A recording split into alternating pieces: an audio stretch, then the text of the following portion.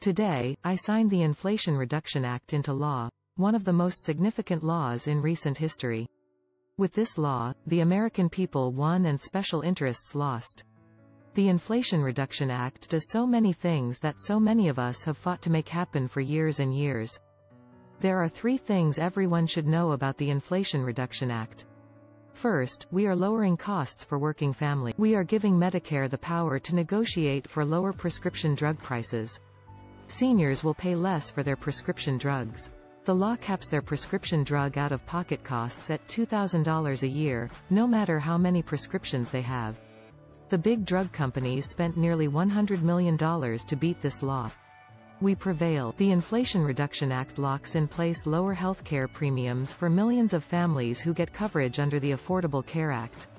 13 million people will see average savings of $800 a year, in addition to the $2,400 in savings through the American Rescue Plan that I signed into law last year.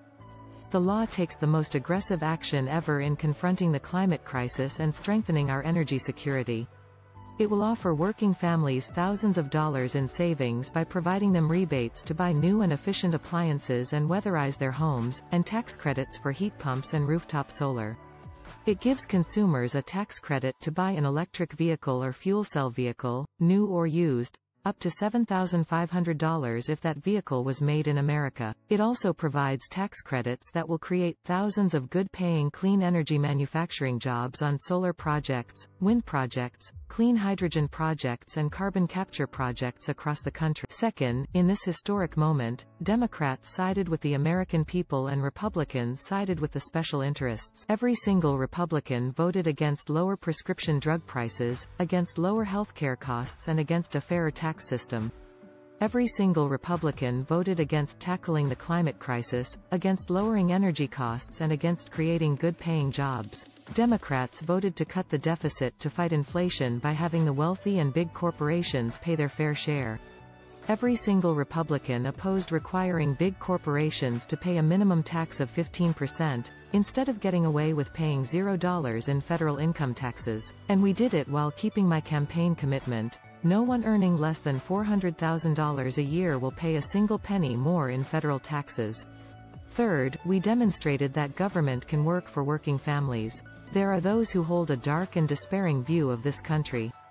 Too often, we hand the biggest microphone to the critics and the cynics who delight in declaring defeat. We confuse noise with substance and obstacles with the work of governing is hard. It's frustrating and slow. It requires compromise. Making progress in a country as big and complicated as ours isn't easy. It never has, but with unwavering conviction, commitment and patience, progress comes. And when it does, people's lives are made better, the future becomes brighter and a nation is transformed. I took office during a dark time in America. A once-in-a-century pandemic. Devastating joblessness.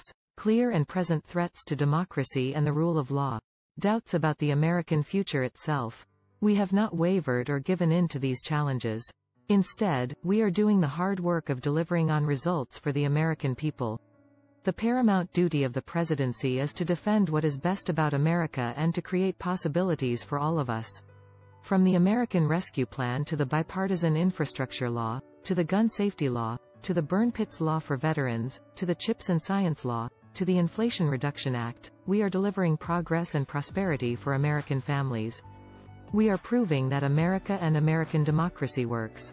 Not just for the privileged few, but for all of us. That's the America I believe in. I believe in the future of America. I believe in the very soul of this nation. Most of all, I believe in the American, and as I've said many times before, there isn't a single thing this country can't do when we put our mind to it. Joseph R. Biden Jr. is the President of the United States.